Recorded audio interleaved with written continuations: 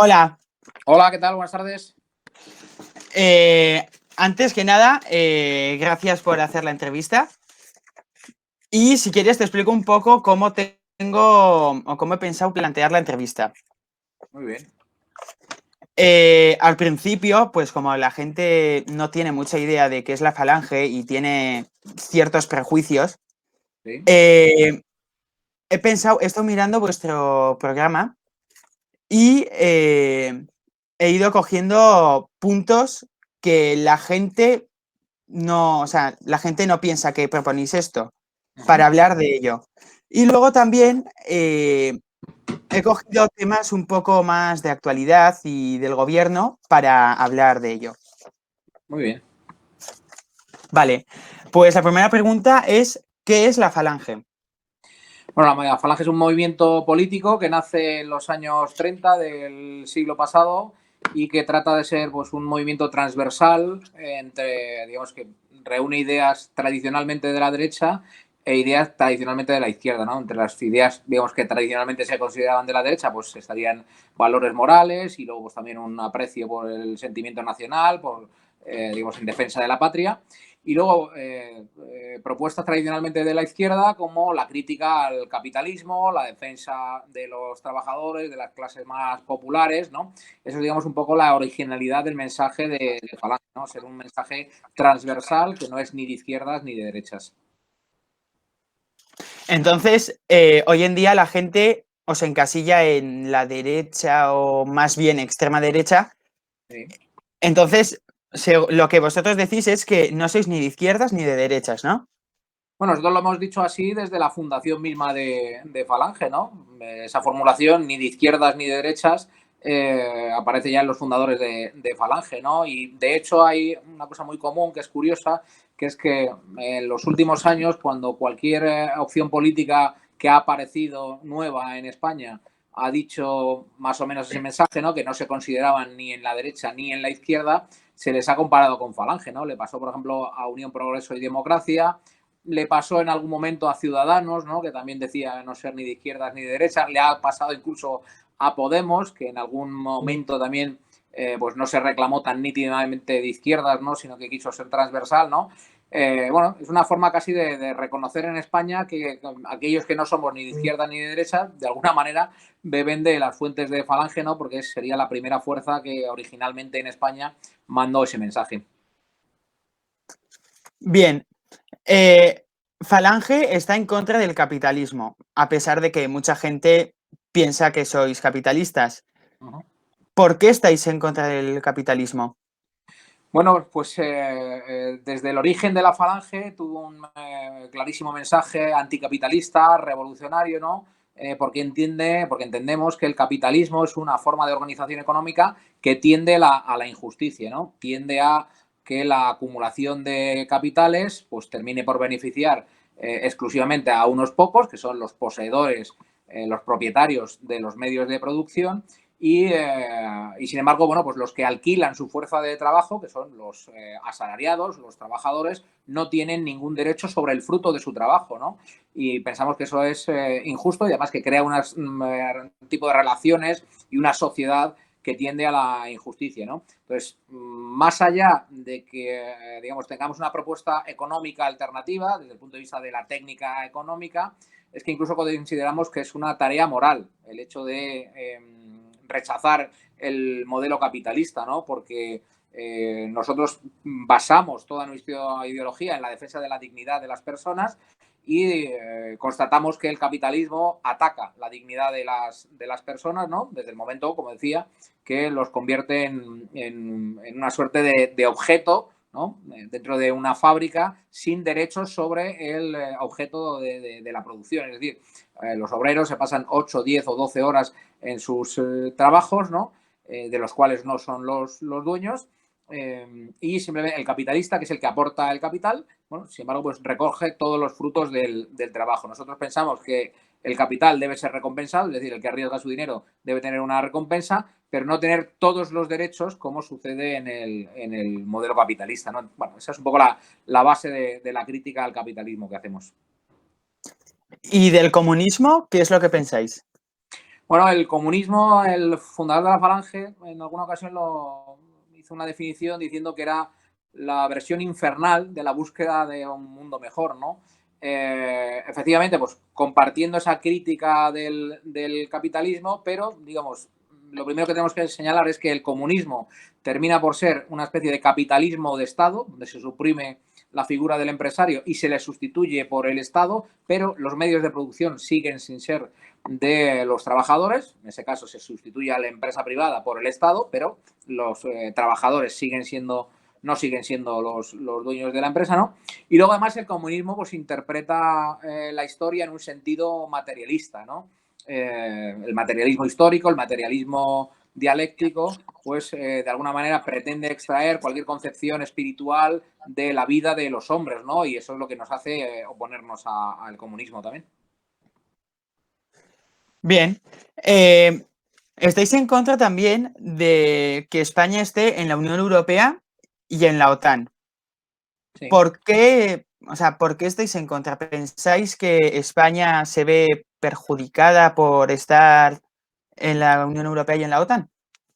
Bueno, tanto la Unión Europea como la OTAN son organismos internacionales que han, digamos, detraído, han usurpado la soberanía nacional española, ¿no? Los españoles hoy no tenemos la capacidad de gobernarnos conforme a las normas que nosotros mismos nos demos y que consideremos las más idóneas para España y para los españoles, ¿no? Buena parte de la legislación en España viene impuesta desde fuera por la Unión Europea, ¿no? Que se ha convertido en una especie de macroestado, ¿no? Y del mismo modo que lo hace a nivel político la Unión Europea, lo hace desde el punto de vista militar y de defensa la OTAN, ¿no? Que son organismos que al final terminan imponiendo a España y a los españoles políticas distintas de las que España y los españoles necesitarían conforme a lo que nosotros pensamos, ¿no? Entonces, por eso entendemos que España debe abandonar estas organizaciones internacionales, ¿no? La Unión Europea se ha demostrado que ha sido un desastre para España. Con la incorporación de España a la Unión Europea, pues se obligó a desmontar toda nuestra industria, se obligó también a desmontar buena parte de la agricultura, la ganadería y la pesca, y se ha dejado a España prácticamente como un país de servicios, un país que deba vivir solo del turismo. En momentos de crisis económica como el que estamos viviendo, pues eso es especialmente grave, ¿no? Porque todos los países que centran su economía en los servicios, como puede ser el turismo, pues las crisis le afectan muchísimo más que aquellos que tienen un sector primario o una industria muy potente, ¿no? Entonces, creemos que la Unión Europea ha perjudicado y perjudica muchísimo a los intereses de España y de los españoles. Y además, profundizando en el devenir de la Unión Europea y de la incorporación de España a este macroorganismo, ¿no? Una vez que España también se acoge el euro como divisa, como moneda, ¿no? Pues supone una pérdida de soberanía más, ¿no? España ha perdido una capacidad clásica que tienen los estados de llevar a cabo sus políticas económicas porque no domina su moneda, no la controla, ¿no? Entonces, todo esto consideramos que es muy negativo. En el caso de la OTAN, digamos, los mecanismos son distintos, pero al final se trata de lo mismo, ¿no? Se trata de la imposición de políticas que le interesan seguramente a otras potencias extranjeras, como puedan ser los Estados Unidos, como pueda ser en Europa, pues Alemania o Francia, ¿no? Y encima, en el caso de España, todo eso es a cambio ni siquiera de una protección completa de nuestra nación, porque hay emplazamientos importantes de España que se encuentran fuera del paraguas de la OTAN, ¿no? Que no tienen la protección de la OTAN, ¿no? Como puede ser Ceuta, Melilla o las Islas Canarias, que precisamente son territorios que podrían correr algún riesgo, puesto que hay una reclamación de soberanía sobre estos territorios de Marruecos, ¿no? Entonces, bueno, consideramos que España efectivamente tiene que abandonar tanto la Unión Europea como la OTAN. Bien, entiendo. Entonces, lo que pensáis es que estos organismos lo único que hacen es quitarle la soberanía a España.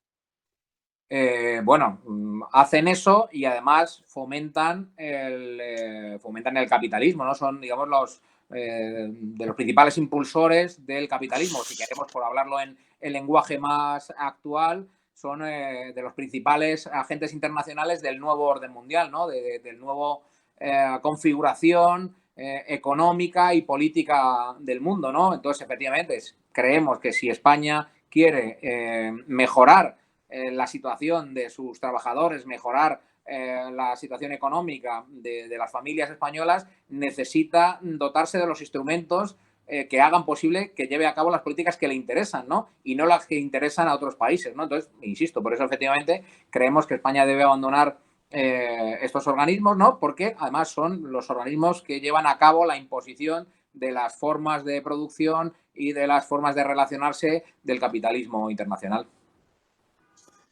Bien, otra de las cosas que hoy en día la gente no sabe o tiende a pensar erróneamente es que la Falange apoya la monarquía parlamentaria, pero nada más lejos de la realidad, estáis en contra de ello. ¿Por qué estáis en contra de la monarquía? Bueno, Falange es una fuerza política republicana. Sí que es verdad que el debate monarquía o república ahora mismo seguramente entendemos nosotros que no es el principal, ¿no? Aunque también a la vez consideramos que la monarquía es el símbolo del régimen del 78, que es un régimen que nosotros juzgamos como un régimen disolvente para España y un régimen muy negativo tanto para España como para los españoles. Y de este régimen, pues la monarquía es su símbolo. Pero, bueno, el debate monarquía o república nos parece secundario. Ahora bien, nosotros apostamos por la república, por una república presidencialista, si se quiere ponerle un apellido.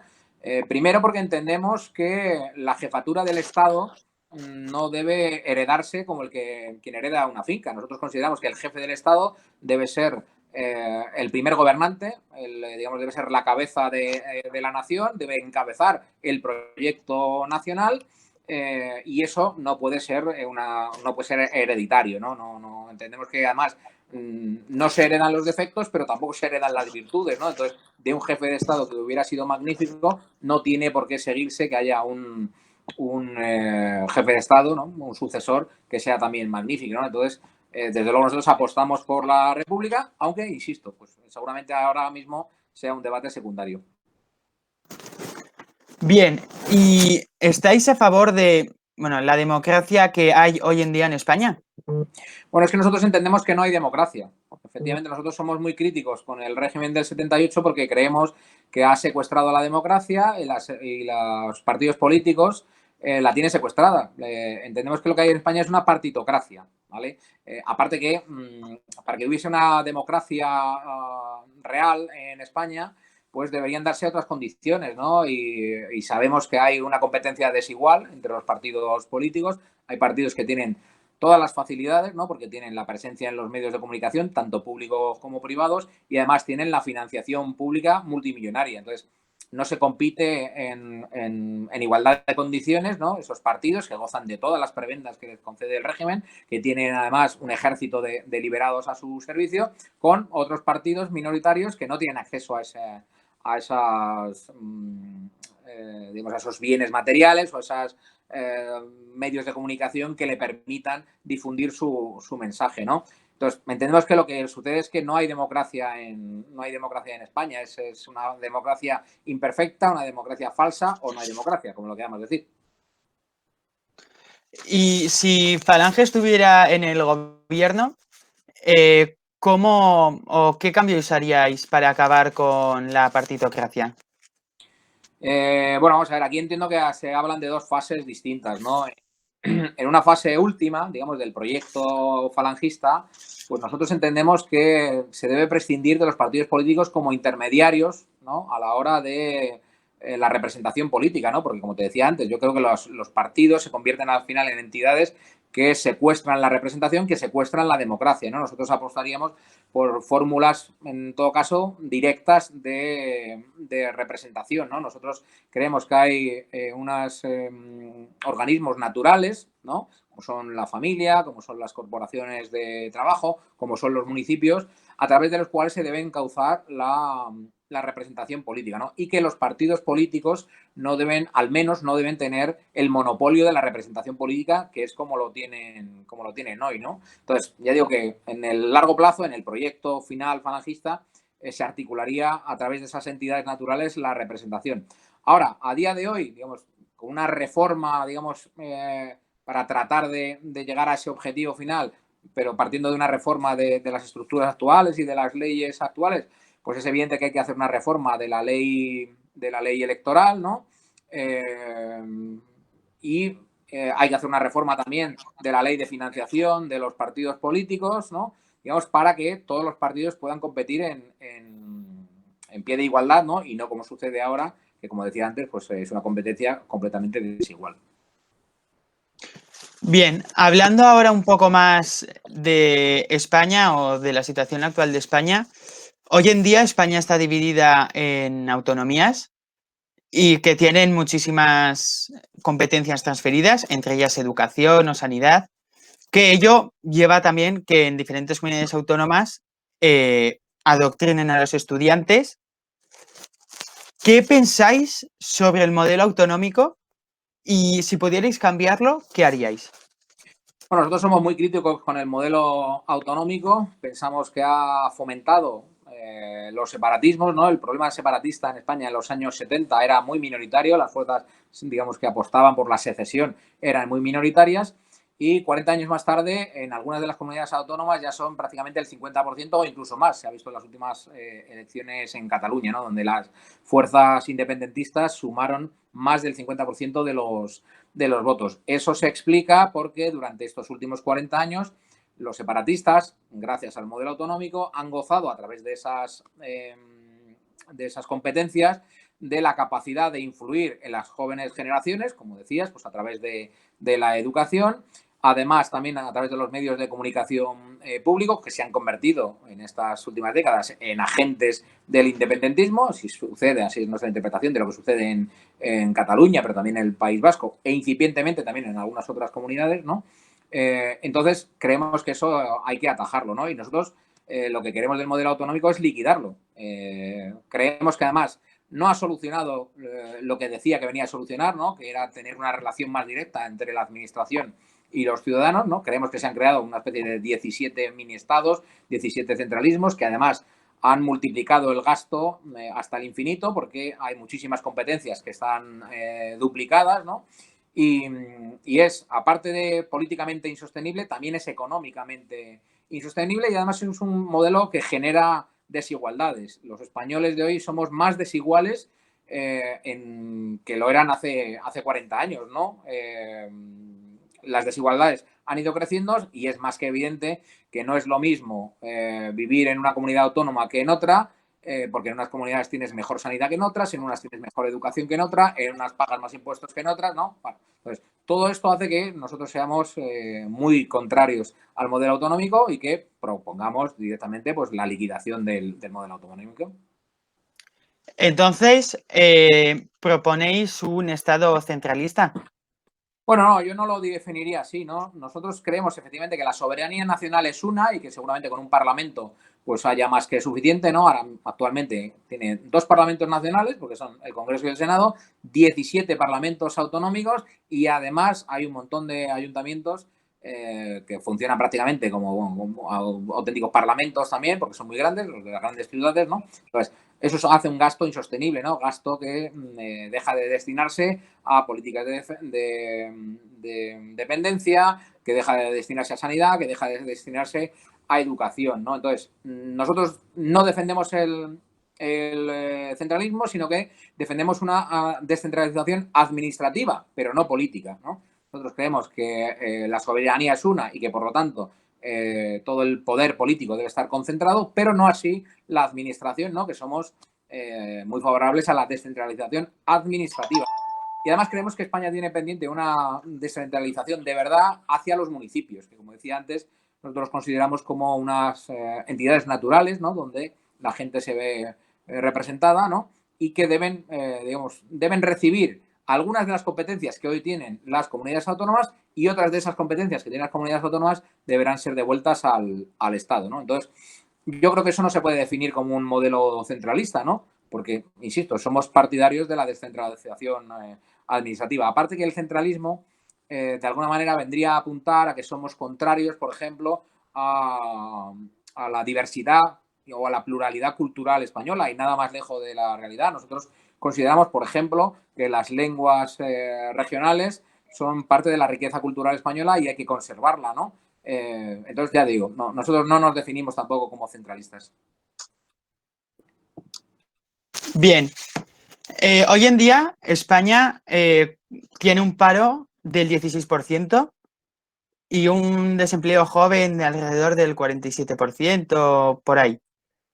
¿Qué opináis de esto y cómo intentaríais cambiar esto? Bueno, efectivamente, bueno, incluso las cifras son mucho peores, depende de las provincias, ¿no? Hay algunas provincias españolas en las que el paro juvenil pues supera el 80%. Quiere decir prácticamente el que en la realidad casi no hay ningún joven que esté trabajando, ¿no? Nosotros creemos que eso se debe en buena medida al modelo económico que se ha desarrollado en España desde su incorporación a la Unión Europea. Como te decía antes, para que España se incorporase a la Unión Europea tuvo que desmantelar su industria, tuvo que desmantelar también su agricultura, su ganadería y su pesca y dedicarse prácticamente en exclusiva a los servicios y al turismo, ¿no? Y entonces eso nos hace muy vulnerables ante las crisis, ¿no? Y eso es lo que hace seguramente que pues tengamos un paro muy por encima de otras naciones que quizás partían desde un punto de desarrollo económico muy inferior, ¿no? Como algunas de las naciones del este y que sin embargo tienen a día de hoy unas cifras de paro muy inferiores. Entonces, nosotros creemos que, como decía, España debe salir de la Unión Europea, debe recuperar su soberanía económica y debe reindustrializarse, debe apostar por nuevas industrias, pues seguramente ligadas al desarrollo tecnológico, ¿no? Y esa será la manera en la que al final podamos tener puestos de trabajo estables en el largo plazo, ¿no? Porque todo lo que sea seguir apostando por el turismo, pues es pan para hoy y hambre para mañana. Entiendo. También otro de los problemas más graves, diría yo, de la economía española es el alto nivel de deuda pública, que se actualizó hace poco, ronda el 117% del PIB. Para intentar reducir esto, ¿vosotros qué haríais? Bueno, efectivamente, la deuda pública española ahora mismo está en los niveles, creo, justo después de la guerra de Cuba, ¿no? O sea, Sí, una cosa absolutamente alocada. Bueno, es que España efectivamente soporta un gasto en estructuras políticas absolutamente desbordado. Fíjate que venimos de una situación durante el franquismo donde apenas se pagaban impuestos. Los particulares no pagaban impuestos, no existía el IRPF y las empresas pagaban muy pocos. Y sin embargo, bueno, pues era un Estado que de alguna manera pudo construir un estado del bienestar, donde se desarrolló la seguridad social, donde de forma incipiente pues había unas infraestructuras, ¿no? Entonces, en buena medida aquello se pudo hacer porque no había el gasto político que hay hoy en día, ¿no? Hoy hay un auténtico ejército de políticos profesionales, como decía antes, hay 17 parlamentos autonómicos, hay Congreso, hay Senado, hay miles de concejales, liberados sindicales, ONGs, que muchas de ellas no aportan nada a la sociedad. Nosotros creemos que hay que recortar todo ese gasto superfluo y dedicarlo a las cosas que realmente importan, ¿no? Y será una de las fórmulas en las que España pueda reducir su deuda pública, ¿no? Creemos que hay que, en ese sentido, reducir ese tamaño descomunal de la administración en España. bien, y lo que haríais sería recortar las autonomías, los funcionarios, recortaríais el nivel de funcionarios, no sé si son 3 millones o algo así Sí, en España. efectivamente, seguramente el número de funcionarios en España también esté absolutamente disparado, ¿no? Y comparándolo con otras naciones, ¿no? Pues seguramente sean muchísimos, ¿no? De hecho, no tengo las cifras en la cabeza, pero tú hablas ahora mismo de 3 millones de funcionarios, no sé si veníamos a finales de los 70 de unos 700.000 o una cosa así, ¿no? Entonces, claro, efectivamente es una cifra absolutamente desbordada, ¿no? Entonces, nosotros sí creemos que el Estado, de alguna manera, puede también fomentar la creación de puestos de trabajo, ¿no? Y que hay sectores, sobre todo en sectores que sean estratégicos para la nación, en los que el Estado debe estar presente, ¿no? Fomentando las empresas, ¿no? O creando empresas directamente, ¿no? Pero creemos efectivamente que hay una administración completamente digamos, disparatada, agigantada, ¿no? Y en buena medida se debe a este modelo autonómico que ha multiplicado por 17 prácticamente todas las estructuras, ¿no? No parece que tenga mucho sentido que haya, por ejemplo, por poner un solo ejemplo, un defensor del pueblo español y luego que cada una de las comunidades autónomas tenga además un defensor del pueblo castellano-manchego, castellano-leonés, cántabro, gallego, canario, balear, etcétera, etcétera, etcétera, ¿no? Es una cosa completamente absurda, ¿no? Porque es recargar la administración con gastos, digamos, que se podrían evitar, ¿no? Entonces, en ese sentido sí que somos muy partidarios de reducir ese tamaño de la administración y dedicar los recursos verdaderamente a lo que importa, que como decía antes, pues al final son las cuestiones más importantes y las que atañen directamente a las personas. La sanidad, la educación, la seguridad, el empleo, todo eso es donde hay que dirigir el esfuerzo económico del Estado y no, digamos, al propio gasto administrativo o político, como se le quiera llamar. Bien, antes hemos hablado de la OTAN y mirando los datos, el ejército español cuenta con alrededor de 131.000 soldados. ¿Pensáis que es suficiente para proteger, o sea, tenemos la amenaza de Marruecos? Entonces, ¿pensáis que es suficiente para defender un país como España? No, no, seguramente no. No lo sea ni en número de soldados, ni seguramente lo que es más importante en la dotación, digamos, armamentística que tenga España. La política real dice que si un país quiere ser soberano, pues tiene que tener la capacidad de defenderse. Solo son soberanos realmente los países que tienen capacidad de defenderse, ¿no? Y efectivamente creemos que el ejército español a día de hoy no podría, digamos, sostener la defensa nacional ante el ataque de alguna potencia, ¿no? De alguna manera España lo que ha hecho es ceder su defensa a las potencias extranjeras, ¿no? Reunidas a través de la OTAN, ¿no? Pero al final, claro, le hace dependiente de esas otras naciones, ¿no? Entonces, en esa recuperación de la soberanía nacional de la que nosotros hablamos, también tiene que entrar la recuperación de la defensa nacional, ¿no? Que ahora mismo está de alguna manera entregada a terceros países o a terceras potencias o a terceros organismos, ¿no? Entonces, efectivamente, creemos que hay que reforzar el ejército para estar en condiciones de abandonar la OTAN o las estructuras militares supranacionales. ¿Y pensáis que lo que se destina en los presupuestos a defensa es suficiente?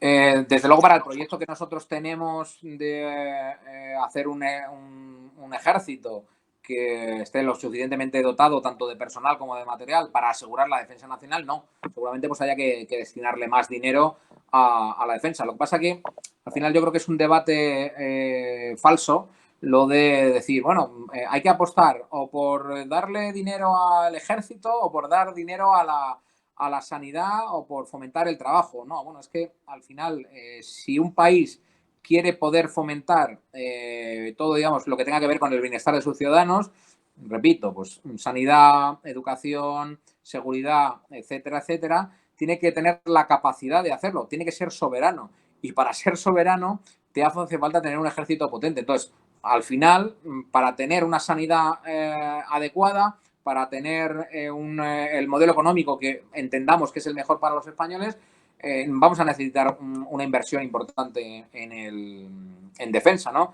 Con lo cual, efectivamente, las partidas de defensa pues seguramente se tengan que incrementar.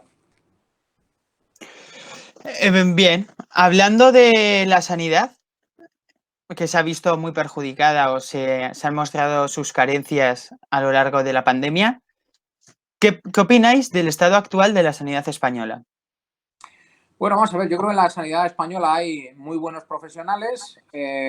Venimos de una situación, yo creo que de una sanidad buena, pero que en los últimos años, en las últimas décadas, podríamos decir, ha ido desgastándose, ha ido perdiendo, ¿no? De alguna manera ha pasado de concebirse como un servicio público, que es lo que es, también como un negocio, ¿no? Y bueno, pues se ha introducido en la sanidad pública el criterio de negocio, han entrado las empresas privadas cuya interés máximo es la maximización de los beneficios económicos y no tanto la prestación del servicio, ¿no? Entonces, de alguna manera, la sanidad pública en España ha ido decreciendo en su calidad en los últimos años, ¿no? Y creemos que tiene que recuperarse, ¿no? Y luego también se ha visto en momentos de crisis como el que vivimos, de crisis sanitaria, que a lo mejor no estamos preparados para ese tipo de situaciones, ¿no? Entonces, bueno, creemos que la sanidad se tiene que seguir invirtiendo en sanidad y que tiene que, desde luego, dejar de empeorar y que tiene que mejorar. Bien. ¿Qué opináis del independentismo? Bueno, pues el independentismo es una enfermedad que padece España, ¿no? La enfermedad de los nacionalismos. Nosotros jamás nos hemos definido como nacionalistas. El fundador de la Falange decía que el nacionalismo era el egoísmo de los pueblos, ¿no? Y eso es un poco lo que se fomenta desde diversas regiones españolas, ¿no? Una especie de egoísmo de los pueblos, ¿no? Durante mucho tiempo estos nacionalismos basaban su discurso en un perfil identitario. Digamos, decían, si hablamos una lengua distinta del resto de los españoles es porque somos una nación distinta del resto de los españoles. Eso es completamente absurdo porque España precisamente es una nación con una vocación de incorporación de distintas culturas, de distintas lenguas, de distintos folclores. Es una nación plural, es una nación diversa, ¿no? Y esa pluralidad, esa diversidad nunca ha sido obstáculo para su unidad, ¿no? Esos movimientos independentistas que antaño apelaban a esas diferencias culturales o a esas diferencias idiomáticas, hoy en día, digamos, han ido modulando su mensaje para conseguir sus objetivos y se han revelado, digamos, efectivamente, como auténticos egoísmos regionales, ¿no? Y bueno, pues ahí están, digamos, todos esos discursos en los que se culpa al resto de España desde algunas comunidades, no desde algunas comunidades, sino desde los grupos independentistas de algunas comunidades, se culpa del malestar económico a otras regiones, cuando es mentira. Por ejemplo, se habla también de que si en unas regiones se pagan más impuestos, en otras menos. Los que pagan impuestos son las personas, ¿no? Los que disfrutan de una renta mayor o menor son las empresas y las personas, no los territorios, ¿no? Porque ese mismo criterio se podría aplicar dentro de las propias regiones, ¿no? En Cataluña hay pueblos ricos y hay pueblos pobres, ¿no? Entonces, bueno, eso desharía, desde luego, esa inclinación que tiene el nacionalismo, el separatismo en los últimos años, digamos, de presentarse como una especie de salvador en lo económico de sus regiones. Nosotros, desde luego, somos muy contrarios a los movimientos separatistas y pensamos que deberían los grupos que fomentan, que promueven la secesión, que promueven la ruptura de la nación española, pensamos que deberían ser ilegales. Bien. ¿Qué opináis del gobierno actual y de la gestión que ha tenido de la pandemia? Bueno, el gobierno actual nace ya lastrado por sus pactos, ¿vale? Es un gobierno Frankenstein, ¿no? O la fórmula que se ha dado para denominar a este gobierno, ¿no? Porque aparte de los que gobiernan, digamos, como coalición de Podemos, ¿no? Que ya, lo cual genera bastantes fricciones, pero además, digamos, le deben el gobierno a una multiplicidad de fuerzas políticas, muchas de ellas separatistas, ¿no? Con lo cual, pues el gobierno ya nació lastrado en ese sentido, ¿no? Por sus pactos de gobierno. Pero además se ha demostrado en la gestión que ha hecho de la pandemia y de la crisis económica derivada de ella, que es un gobierno muy torpe.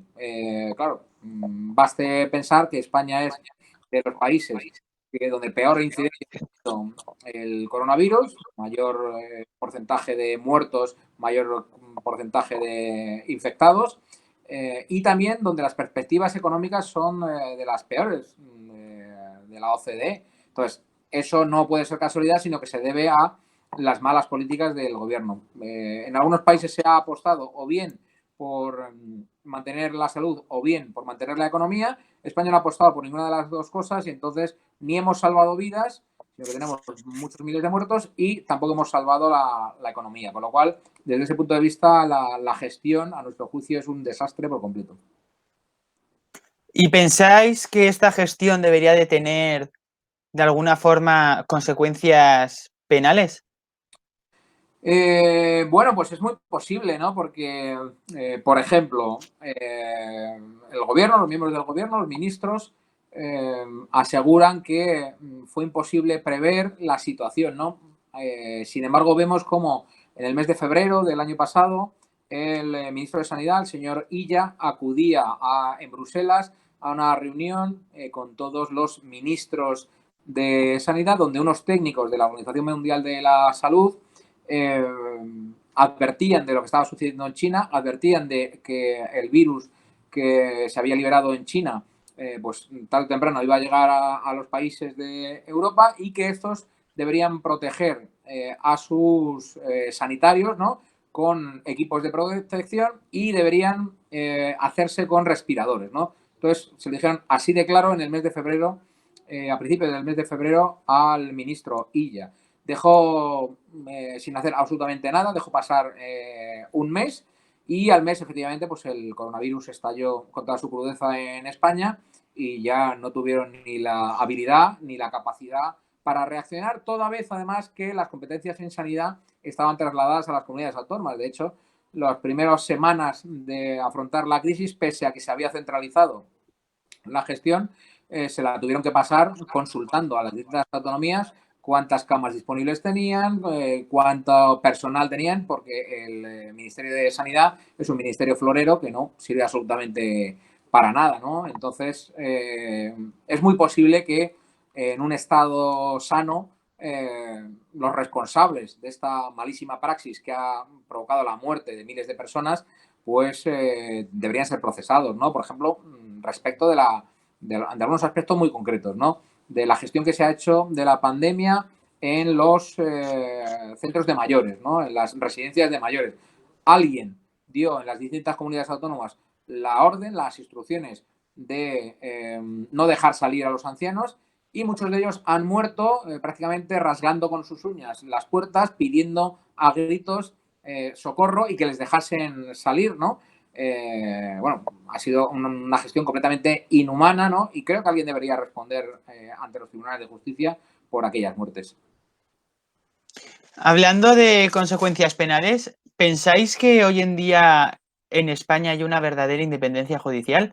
No, no la hay, es evidente. En estos días estamos asistiendo una vez más al mangoneo de los órganos de la justicia por parte de los distintos partidos políticos, ¿no?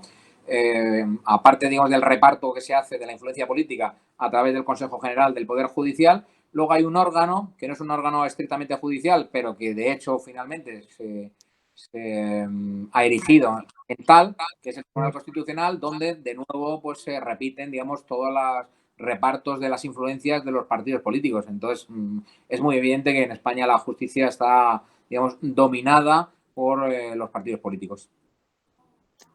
Y si pudierais cambiar esta justicia, ¿cómo haríais que fuera independiente?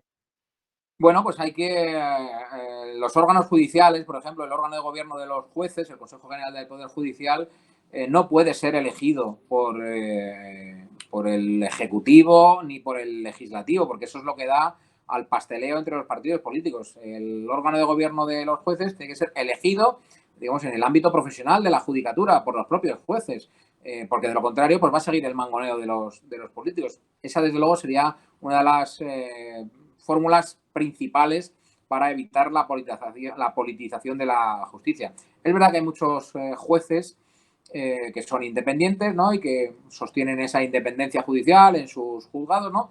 Pero también es verdad que conforme se va escalando, se va ascendiendo en la escala judicial y se llega ya a organismos importantes, como son los tribunales superiores de justicia de cada una de las comunidades autónomas, como son desde luego la Audiencia Nacional o el Tribunal Supremo, pues ya esa independencia judicial es más difícil de sostener porque ya se ha pasteleado bastante antes de llegar hasta allí, ¿no? Entonces, reconociendo que la labor de muchos jueces es muy buena porque son independientes, pues sin embargo hay que tratar de que toda la organización jurídica española, todo el entramado jurídico español lo sea, ¿no? Y creemos que una de las principales medidas para eso es que los políticos dejen de mangonear su órgano de gobierno, que es el Consejo General del Poder Judicial. Entiendo. Y hablando ahora un poco de España, ¿cómo veis el futuro de España? Pues muy negro, lo vemos muy complicado, lo vemos muy mal, ¿no? España tiene ya un problema sobre su propia continuidad como nación, es decir, más allá de las crisis, España ha superado crisis económicas, España ha superado crisis sanitarias también, España ha superado incluso invasiones, pero lo que nunca se ha enfrentado con tanta crudeza como se está enfrentando ahora es a una demolición desde el interior, esa su propia disolución a través de los agentes del secesionismo, ¿no? Entonces, yo creo que ese es el principal, uno de los principales problemas, ¿no? Porque los hay también que se añaden a este problema y que son muy graves, ¿no? Podríamos hablar del problema demográfico, ¿no? Es imposible pensar en España sin españoles y es a lo que nos encaminamos, ¿no? No nacen españoles, no hay relevo generacional. España se ha convertido en un país de personas mayores. Y la única solución que dan las administraciones es incorporar extranjeros, incorporar inmigrantes, seguramente con la intención de explotarlos laboralmente, ¿no? Entonces, el futuro de España lo vemos muy negro porque estas cuestiones muy relevantes, como son la amenaza del separatismo y como son el invierno demográfico que padecemos, no parece que se le quiera poner solución. Entonces, en ese sentido, pues somos negativos. Aunque es verdad que España, claro, es una nación, podríamos decir, bimilenaria. España es un estado 5 veces centenario, al menos, y eso, digamos, le da una potencia y eso lo hace resistente. Pero si nos seguimos empeñando los españoles, pues terminaremos por acabar con España. Y ya como última pregunta, ¿cómo ves el futuro de la Falange? Bueno, yo creo que Falange Española sigue teniendo un discurso que está inédito, es decir, no se encuentra, digamos, en la oferta política, desde luego en todo el arco parlamentario, no se encuentra un mensaje transversal como el que aporta la Falange. Y en ese sentido creemos que nuestra presencia en la vida pública sigue siendo necesaria. Ahora bien, bueno, pues eso dependerá de muchos factores, ¿no? La evolución del propio régimen, yo creo que hay una situación de crisis institucional, ¿no? Hay ya muchos españoles le están dando la espalda a los partidos tradicionales. Algunos de los partidos nuevos que han surgido en los últimos años están decepcionando ya a los que fueron sus votantes y seguramente vayan a buscar nuevas fórmulas. Y como decía, además, España tiene grandes males y a grandes males grandes soluciones, ¿no? Y ahí seguramente es donde la gente pueda mirar a opciones políticas como la nuestra, si es que nosotros, los propios falangistas, pues somos capaces de ofrecer esa alternativa política. Yo en ese sentido soy crítico siempre con el trabajo que hacemos nosotros los falangistas y en buena medida si la falange a día de hoy no tiene un desarrollo mayor del que tiene, es en buena medida por culpa de los propios falangistas que no estábamos sabiendo hacer ese trabajo, ¿no? Pero si supiésemos hacer ese trabajo, yo creo que hay un hueco en la política española para una fuerza política como la Falange, llámese Falange o llámese con otra denominación, porque al final lo importante no es la denominación, que además tiene unas resonancias históricas que para unos son agradables, para otros no lo son tanto, pero más allá de la denominación, del nombre de la Falange y de sus símbolos, está la idea que tratamos de transmitir, esa unión en un solo proyecto de un patriotismo, de una defensa de la dignidad de las personas y de una profundísima defensa de los derechos de los trabajadores españoles y de las clases más populares. Creo que hay un hueco para ese mensaje en España y vamos a tratar de hacernos ese hueco en el panorama político español. Pues muchas gracias por haber accedido a la entrevista y os deseo lo mejor. Igualmente, pues nada, muchas gracias y un saludo. Adiós. Gracias. Hasta luego.